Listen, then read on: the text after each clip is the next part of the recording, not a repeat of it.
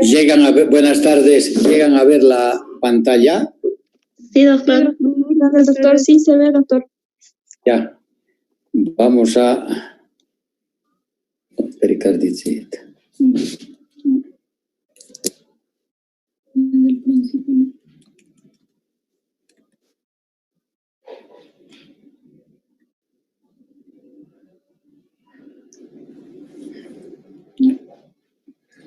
Ya.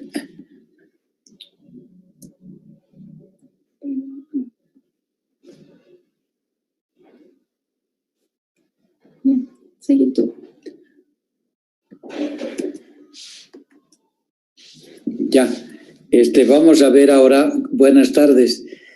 El tema que nos falta es pericarditis y endocarditis. Lo que vamos a ver ahora es enfermedad del pericardio. El pericardio es una membrana fibroserosa que va a envolver al corazón y tiene dos capas. Una es la capa visceral, la que va unida a la víscera, y esta, la de acá, es el pericardio parietal. ¿Cuál es la cantidad normal que hay de líquido entre las dos hojas pericárdicas? Normal se va a encontrar de 15 a 50 ml. Y cuando el desame pericárdico es agudo, puede acumular líquido de 80 a 200 ml.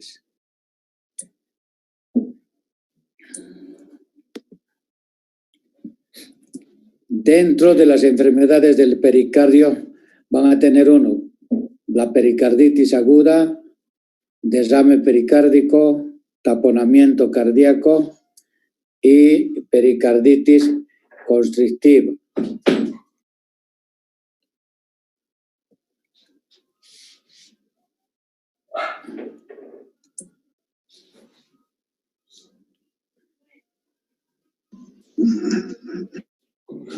Dentro de la clasificación vamos a ver las pericarditis de tipo infecciosa, que pueden ser de tipo viral. Como ejemplo tienen el Coxsackie AB, el HIV, adenovirus y hepatitis. En pericarditis infecciosa puede ser de origen piógeno, como causado por el neumococo, estreptococo o estafilococo. Una de las causas más frecuentes en nuestro medio es la tuberculosa. Tienen otra en pericarditis de tipo micótica, secundario a histoplasmosis, cándida o blastomicosis.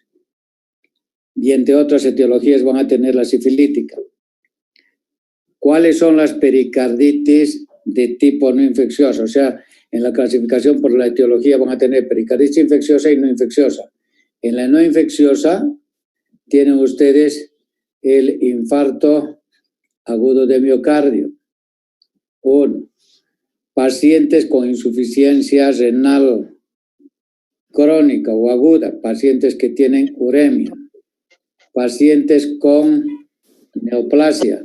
¿Cuáles van a ser los más frecuentes? Pacientes que tienen cáncer de pulmón, de mama, linfomas o leucemias. O puede ser condicionado por traumas, por accidentes automovilísticos. Y por último tienen secundarios a radiación.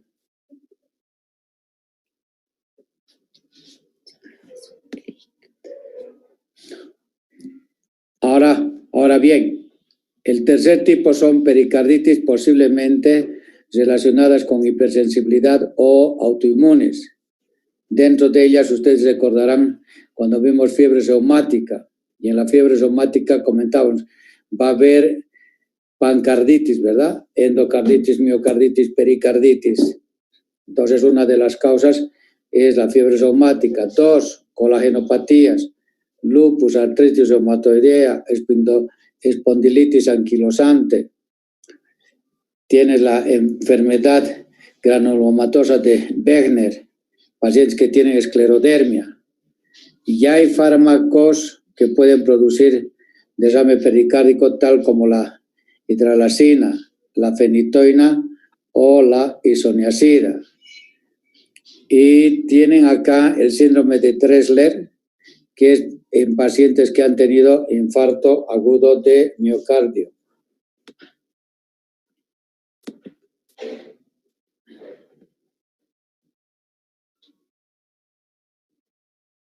Ahora, según la evolución, la pericarditis aguda puede ser, en cuanto a la evolución, menor de 6 semanas. Y el contenido va a ser secreción fibrinosa con derrame seroso sanguinolento.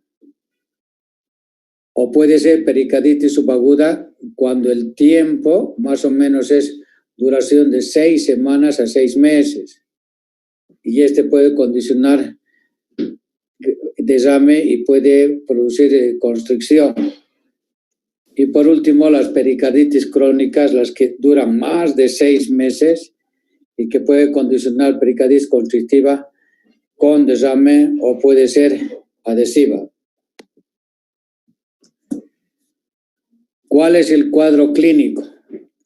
Tienen la triada: dolor pericárdico, torácico que aumenta con la inspiración y la tos mejora con la pedestación.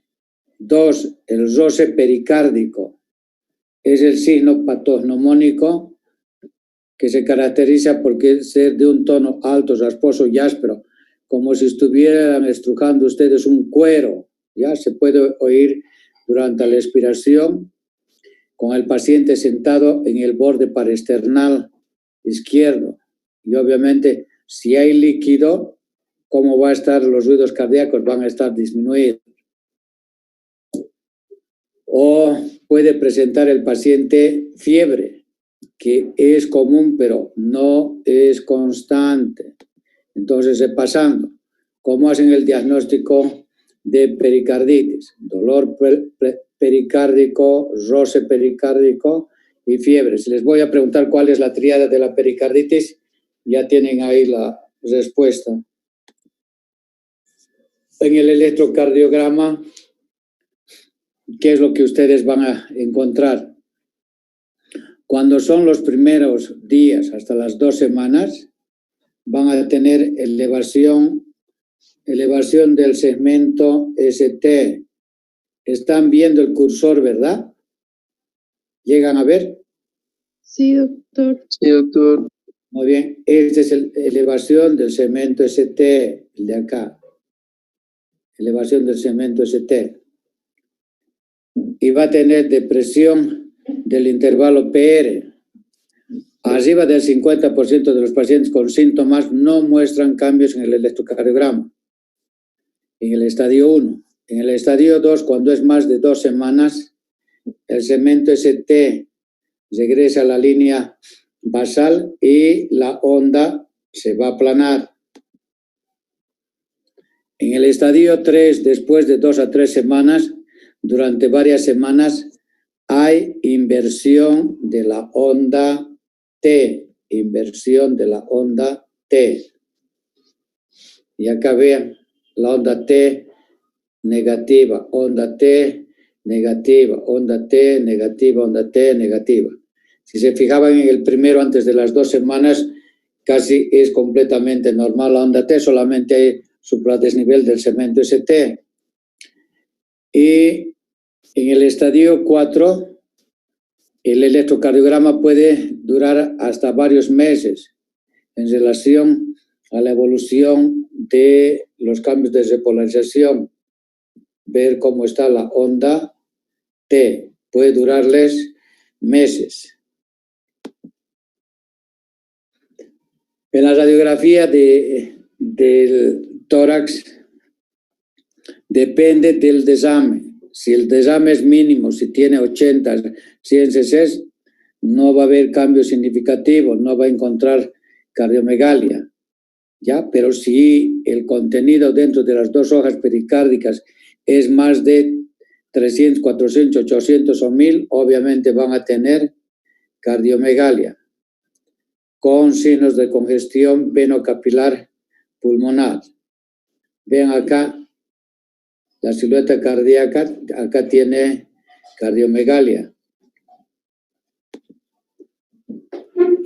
¿Cuál, aparte de la clínica, del electrocardiograma, si les voy a preguntar cuál es el método más importante que pueden utilizar para el diagnóstico de derrame pericárdico, taponamiento pericárdico, la respuesta es la ecocardiografía. Con la ecocardiografía van a poder ustedes determinar la cantidad de volumen que hay dentro de las 2 hojas pericárdicas, el compromiso hemodinámico y pueden detectar si el paciente va o no a presentar taponamiento pericárdico, que es una urgencia para el tratamiento. Entonces, los exámenes complementarios, la ecocardiografía en estadios iniciales, si tienen 30, 40, no es importante, pero para el diagnóstico de taponamiento pericárdico, pues la ecocardiografía es lo más importante. En laboratorio, ¿qué va a encontrar? La velocidad de eritrosedimentación va a estar elevada. Si es proceso infeccioso, obviamente van a tener leucocitosis y pueden tener signos de miocarditis, y en la cual va a encontrar elevación de la troponina 1, la CK total, UMB, cuando está comprometido el miocardio. Y en nuestro medio ahora, en la cual estamos con la pandemia, como hemos comentado que es por coronavirus, y es virus, una de las causas para el desame pericárdico es de etiología viral. Entonces, los pacientes pueden presentar, ¿qué? Pericarditis. ¿Cómo van a hacer ustedes el diagnóstico diferencial entre una pericarditis y una angina o isquemia miocárdica? Relacionados al segmento ST, en la pericarditis va a ser difuso y cóncavo. En cambio, en el paciente isquémico va a ser localizado y va a ser convexo. La depresión del intervalo PR en la pericarditis es frecuente y en paciente isquémico no existe. ¿Cómo está la onda Q? En la pericarditis no hay onda Q. Y en el paciente isquémico la onda Q traduce necrosis, o sea que va a ser común. ¿Cómo están las ondas T en la pericarditis? Van a estar invertidas después del que el segmento ST regresa a la línea de base. En cambio, en el paciente con cardiopatía isquémica va a estar invertida mientras el ST esté elevado. Relacionado a las arritmias, en la pericarditis va a ser raro, en cambio en el paciente isquémico va a ser frecuente. Y los trastornos de conducción, en la pericarditis es raro y en el paciente isquémico es frecuente. ¿Cómo es la evolución de la pericarditis? La curación va a ser espontánea. El 15 al 20% va a haber una pericarditis recidivante o puede conllevar a que el paciente presente taponamiento cardíaco.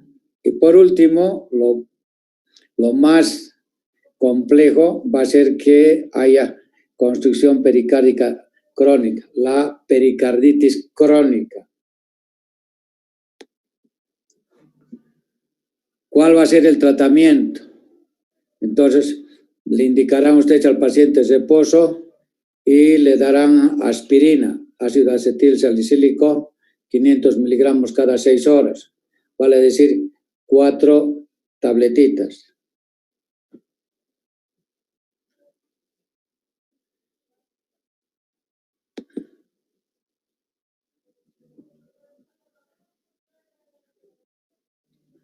Tienen el otro tratamiento, o sea, pueden combinar ustedes la aspirina con los AINES, con la indometacina. Pueden darle 25 o 50 miligramos cada 8 horas o pueden darle ibuprofeno. O pueden administrarle colchicina o pueden dar tratamiento corticoides, prednisona. Si el paciente tiene la colagenopatías, entonces, ¿cuál va a ser el mejor medicamento? Van a ser los corticoides. ¿Tienen alguna pregunta hasta ahí? No, doc, todo bien. Creo que no se está grabando, pero la clase, doc. ¿Perdón? Creo que no se está grabando la clase. ¿Por qué? No me aparece grabar a mí en la esquina, como salía antes. Porque está grabando acá. Se está grabando acá. A ver, tus otros compañeros. Sí, Ahora sí, doctor. Está grabando. Sí, doctor, ahora sí está grabando. ¿Recién ahora o antes? Apareció, doctor, inició a grabar, empezó. Ahora, doctor. Al iniciar ya empezó a grabar. ¿Perdón? No, doctor, en este momento empezó a grabar. Ya, no hay problema. Pero tienen las diapositivas, ¿verdad? Hola. Sí, doctor, tenemos. Nos Muy pasó. bien, perfecto. Lo que vamos a ver ahora, el anterior era pericarditis, ¿no ve? Pericarditis. Ahora lo que vamos a ver es derrame pericárdico. Les voy a preguntar ahorita, ¿cuál es la cantidad normal de líquido pericárdico? ¿Cuál es la cantidad normal? De 15 a 50. 15 a 50, doctor, ml. Claro. Claro, como está ahí, oye, todavía demoran en leer, ¿no? Ya, la cantidad normal de líquido que hay entre los dos sacos pericárdicos va a ser de 15 a 50 ml. Patológico va a ser cuando tengan mayor de 50 ml de examen. Y la mayoría va a ser con pericarditis. Y dentro de estos hay pequeña proporción de los pacientes que van a desarrollar taponamiento pericárdico, ¿ya? ¿Está bien? Ahora, ¿cuál es la etiología en los pacientes que tienen desame pericárdico? La pericarditis puede tener trasudado seroso, puede ser hemorragia intrapericárdica, puede condicionarse por enfermedades metabólicas, puede ser de etiología idiopática, neoplasias y autoinmunes. Vean cuán gama es la patología para el derrame pericárdico. Repasando el anterior, ¿cómo van a estar los ruidos cardíacos? Van a estar disminuidos. Y el latido del choque de la punta por la interposición del líquido. 2. Si palpan el área cardíaca va a haber matidez en forma generalizada, la cual adopta una forma globular con el paciente en decúbito supino. ¿En qué consiste el signo de Evert? Es una zona de matidez por debajo del ángulo del omóplato izquierdo, en la parte posterior. En el área suele haber respiración bronquial con pectoriloquia y egofonía a la auscultación. Y por último va a tener el signo de Kussmaul, ausencia del colapso inspiratorio normal en las venas del cuello, y que va a ser pericarditis con derrame importante.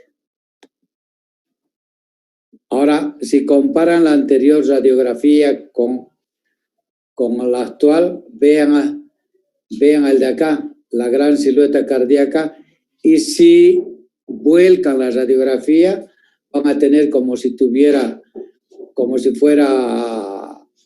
una copa de champán, sombra cardíaca en forma de pera, o bolsa de agua y van a tener ensanchamiento y acortamiento del pedículo vascular cuando las radiografías y el desame son más de 200 mililitros.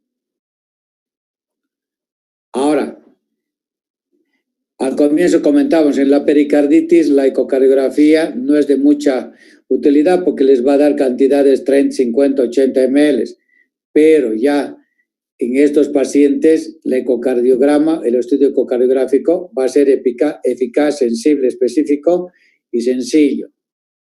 Va a calcular la cantidad de líquido que hay entre las dos hojas pericárdicas y el otro les va a servir para diagnosticar si el paciente está haciendo o va a hacer taponamiento pericárdico. Y a través de la ecocardiografía ustedes pueden hacer en estudios repetitivos. Primero, que no es un estudio invasivo y que pueden repetir el dato que ustedes crean conveniente. Pueden hacerle cada día el seguimiento del desame para ver si aumentó o no aumentó. Es un estudio no invasivo y que pueden hacer cualquier dato. Aparte de la ecocardiografía, tienen ustedes la tomografía computarizada o resonancia magnética, ¿ya? Pero teniendo ustedes la ecocardiografía ya no requiere realizar esto, a no ser que quisieran identificar si el desame pericárdico es secundario, por decir, a una neoplasia pulmonar, cáncer pulmonar.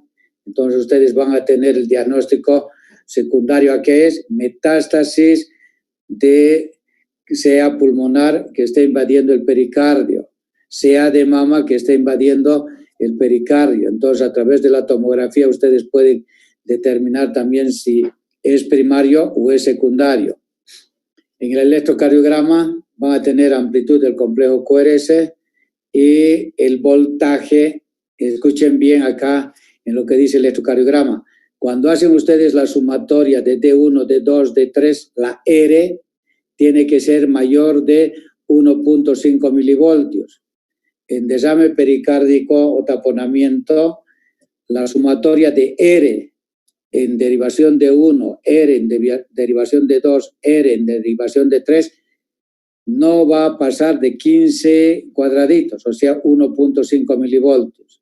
Y si no suman, no van a poder saber ustedes si tiene o no desame pericárdico. Y en el laboratorio, dependiendo cuál es la etiología, ¿verdad? Entonces, si han visto, es múltiple la etiología del desame pericárdico. Entonces, lo que tienen que hacer es toma de muestra para la pericardiocentesis.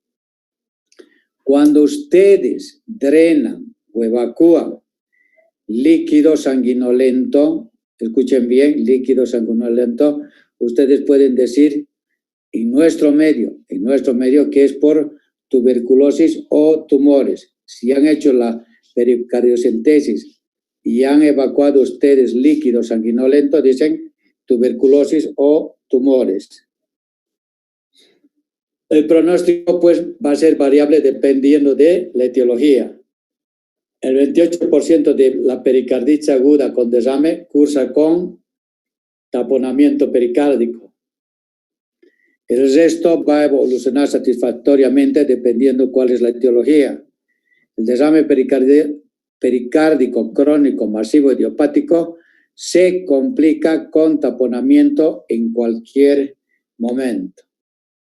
Y el tratamiento debe ser de acuerdo a la causa. ¿Ya?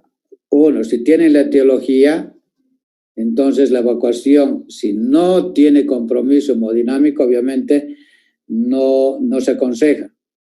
Pero si en caso de desames pericárdicos crónicos, masivos, idiopáticos, siempre tienen que hacer la pericardiocentesis para poder determinar cuál es la etiología. Y de acuerdo a la etiología, ustedes poder hacer el diagnóstico y tratamiento correspondiente a la etiología. Y la punción que van a hacer va a ser a nivel de, por debajo del apéndice sifoide, con inclinación de 30 a 45 grados la aguja y dirigida del apéndice sifoide hacia el hombro izquierdo.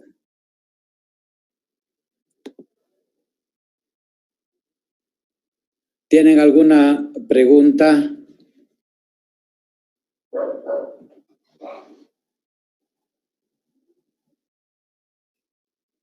¿Tienen alguna pregunta, perdón?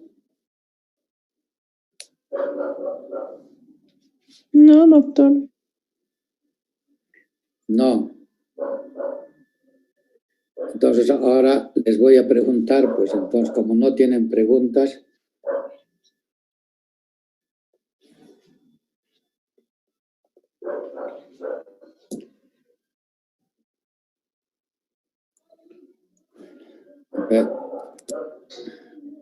Espérate, ¿cuántos me quedan en taponamiento?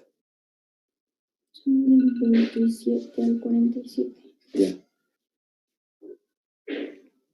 ¿Quieres Ya, saber no, eso? no, no, hasta aquí vamos a pedir. Ya.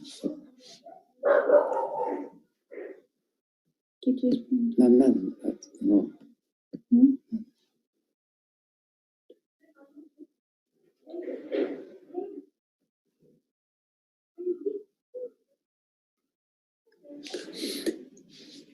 El tema este de pericarditis en nuestro medio es lo más frecuente. Cuando tienen ustedes resfriado común, van a tener dolor precordial y que se va a acentuar con la inspiración y con la tos.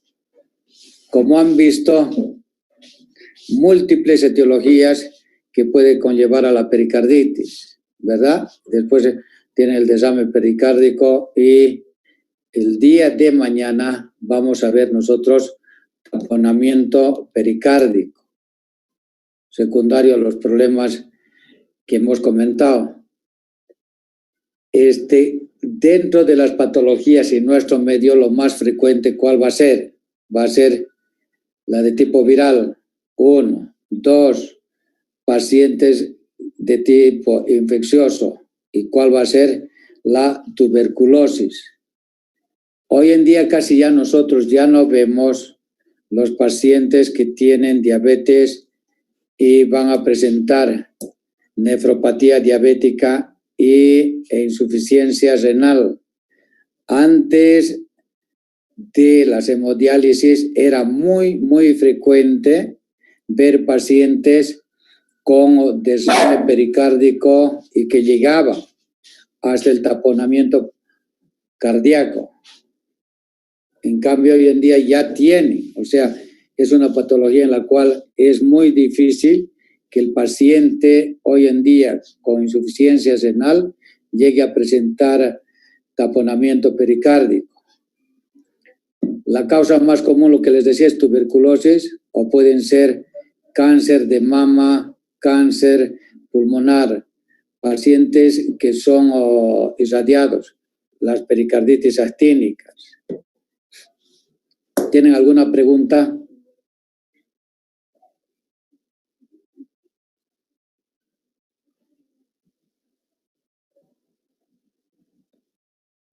¿Tienen alguna pregunta?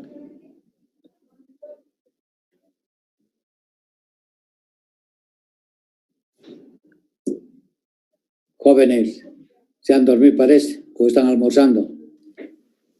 No, doctor, está bien. ¿Sí? Para el día de mañana les voy a pedir, tienen aquel tema, lo tienen el tema este, que se los ha dado su compañera. Para mañana vamos a ver taponamiento pericárdico y escuchen bien, y lo que quiero es que piensen para mañana relacionado, 1, al diagnóstico, cómo hacen el diagnóstico, 2, cuál es el tratamiento, porque el de acá cuando vayan a ver va a tener falla cardíaca derecha, obviamente, pues si es el pericardio va a tener. Entonces, para mañana, antes de empezar, les voy a ir preguntando, vamos a ir comentando para que puedan entender y ustedes van a decir, ahora entiendo que todo lo que brilla no es oro. ¿Ya? Entonces, cuando vean ingurgitación yugular, esto y el otro, me digan falla cardíaca derecha, yo les preguntaré qué es lo que hicieran ustedes con su paciente teniendo taponamiento pericárdico. Entonces, para mañana va a ser tarea en cuanto al diagnóstico, métodos diagnósticos por clínica pueden hacer el diagnóstico ustedes. El electrocardiográfico, ya saben, menos de 1.5 milivoltios, la R de 1, de 2, de 3, ¿verdad? Y la ecocardiografía. Entonces, para mañana van a estudiar y mañana vamos a ver taponamiento pericárdico. ¿Está bien? Sí, doctor. Sí, doctor, está bien. Sí, doctor. ¿Alguna duda, pregunta que tengan? No, doctor. ¿Tienen o no?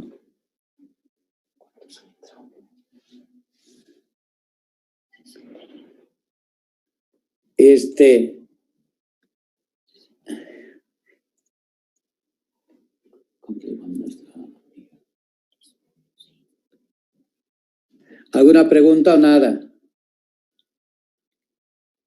No, doctor. No, doctor. Ya. ¿Está ahí nuestra encargada, la que les hace el enlace? ¿O están ¿Doctor? pasando? Doctor,